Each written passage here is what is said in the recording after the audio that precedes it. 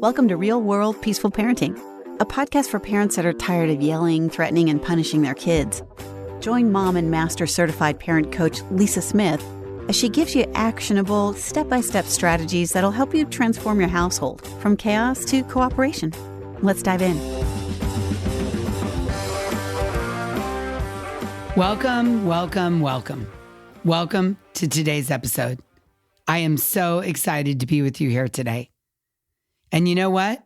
As we're heading into the holiday season around the world, I felt called to share with you one of our most important episodes again.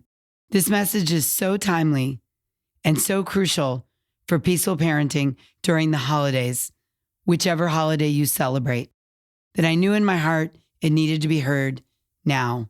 Whether you're a longtime listener who could use this reminder, I know I certainly can, or whether you're new to the Real World Peaceful Parenting community, today's episode contains powerful insights about how we might unknowingly use fear in our parenting during this festive season. Now, a quick parent-to-parent heads up. This episode contains some holiday-related content that's best kept between us adults. So if you have little ears nearby, hit pause and come back to this episode when you can listen privately. I originally recorded this when I noticed a concerning trend in the holiday parenting that really needed to be addressed. And you know what? It's just as relevant today as it was then. So let's dive in.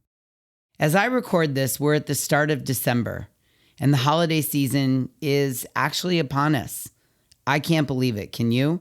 Now, there are many things about December and the holidays that I love. The chance to cozy up by the fire or watch a great football game, preferably quarterbacked by Tom Brady. I love the sense of the occasion and the feeling that it's a special time of the year. But here's one thing that I don't really love, and you may not even realize you're doing it, and it's fear-based parenting during the holidays. I remember the first time I realized this was going on. One day, waiting for Malcolm at basketball practice, a mom was telling me that she really loved December. She really loved it with her younger kids. She said it was so much easier to parent in December. I was like, what? I was puzzled. How could this be? As generally, there's so much going on over the holidays, and there's extra pressure and tension and frayed nerves, and kids tend to melt down or storm even more over the holidays. So I asked her, tell me more. And she said, oh, you see, Lisa, we've got an elf on the shelf. And the kids know that Santa won't bring them any presents at all if the elf sees them misbehaving. Oh no, I thought. Oh no. So I took a deep breath and I walked away. You see, I don't like these parenting games or tools or tactics. I don't like when parents use fear-based parenting around the holidays to control their kids' behavior. What we're saying is, if you behave, son, daughter, kids, you get rewarded with gifts and things. And what we're also saying is, if you're having a hard time or you're storming, which is really code for expressing your feelings from unmet needs, then you're threatened to have your gifts or things taken away or withheld from you. Let me say that again. When we engage in fear-based parenting around the holidays, what we are saying to our children is, if you behave, if you do what I tell you, if you act as I expect you to act, if you obey my commands, then you get rewarded with gifts and things. And if you don't, quote, behave because you're having a hard time, because you're storming, you're threatened to have your gifts or things taken away or withheld from you. Oh, maybe you're having a big aha moment right now. Maybe you're thinking, oh, wow, Lisa, I didn't even know I was doing that.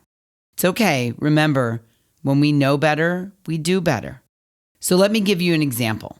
People buy the elf on a shelf, they get it out of the box and they put it on the shelf, and then they tell their kids that the elf is watching them to see if they're behaving. And then they tell their kids, if you don't behave, the elf will tell Santa, who then crosses presents off the list of things that he was going to bring you. Sometimes there's even the threat of no presents. That, my friends, is fear-based parenting. And it makes your kids feel insecure and stressed.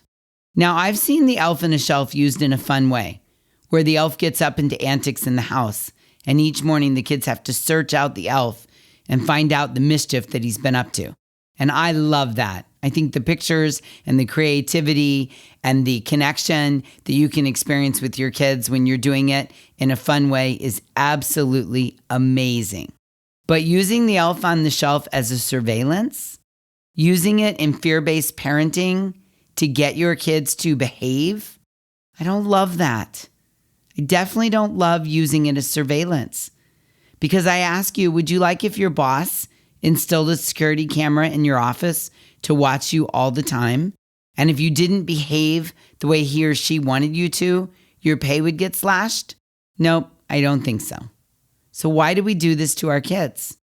Sure, you can try to justify and say it's just a bit of fun. But what does it feel like to the child? Does it feel nice to know that your every move is being watched and that if you mess up, no presents are going to come your way? Yeah, I don't think that feels nice or fun. Here's the other thing, parents. Okay, now I'm on a soapbox, I know, but hear me out for a moment. Even if the elf could see the child and judge their behavior, the elf would only see the outward behavior of the child. It would never see what was really going on for them down underneath the behavior, because the elf isn't scuba diving down to the feelings and needs.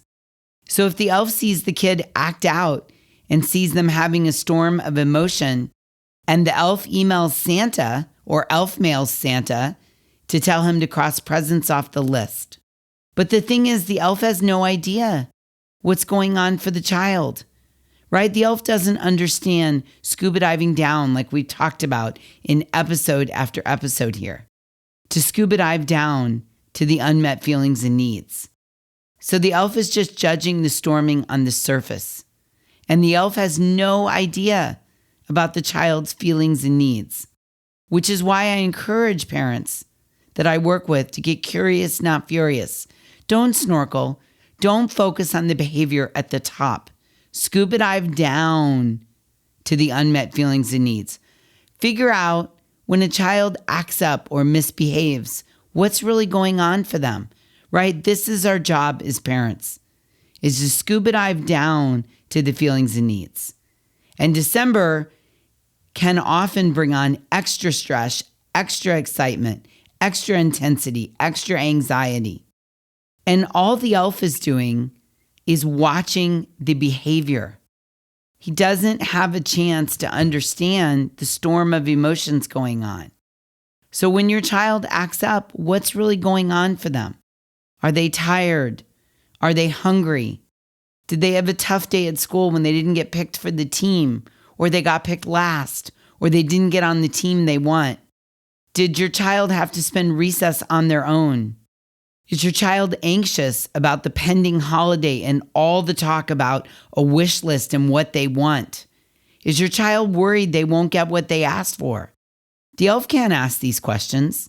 It just sees what it sees, and then it punishes by taking things away in a punitive way, in a fear-based way. But you as the parent can see what's really going on for your child. You can scuba dive down to the feelings and needs.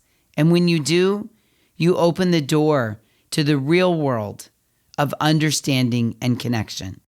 Those kind of feelings feel a whole lot cozier than judgments and threats. Getting curious, not furious, feels a whole lot better than judging and threatening and using fear-based parenting. Maybe it feels like it works well to use elf on the shelf, and it feels like you need this during the stressful time. But come on, real world peaceful parent. I need you to know that threats and punishments are not the answer. Fear-based parenting is not the answer. We don't want our kids to think that they're not worthy of gifts unless they comply with our requests and demands. And what I know for sure is that often these tactics just backfire as they decrease our kids' confidence and increase the stress and anxiety they're feeling, which ironically just leads to more and more storming. Building connection works a whole lot better and is much more sustainable. And maybe you've already bought an elf on the shelf. Can you have the elf get up to mischief and laugh about the behavior together? How can you use the elf to connect with your kids, to connect with them, to be interested in the mischief that the elf gets up to each day? You know, elf with empty chocolate wrappers and a plate with biscuit crumbs, or your elf hanging from the Christmas tree tied upside down, or your elf with muddy prints or snow prints made of sugar, or your elf playing on the gaming equipment, or your elf in the doll house or in the doll bed, or your elf wearing an item of your children's clothing like a sock or a shoe. That's a fun idea that leads to connection. Here's another great idea, another way to use your elf to lead to connection with your kids. Share a letter from the elf saying the great things that he or she has noticed about your kid over the last year. Share a letter from the elf about a time the elf noticed your kids being kind or showing determination or putting in the effort. Another great way to increase the connection with your kid is a letter from the elf that the elf has written to Santa about why it's enjoyed being in your home. What's magical about your home? Why does your elf love living in your home? Yeah, that sounds amazing. You get to choose.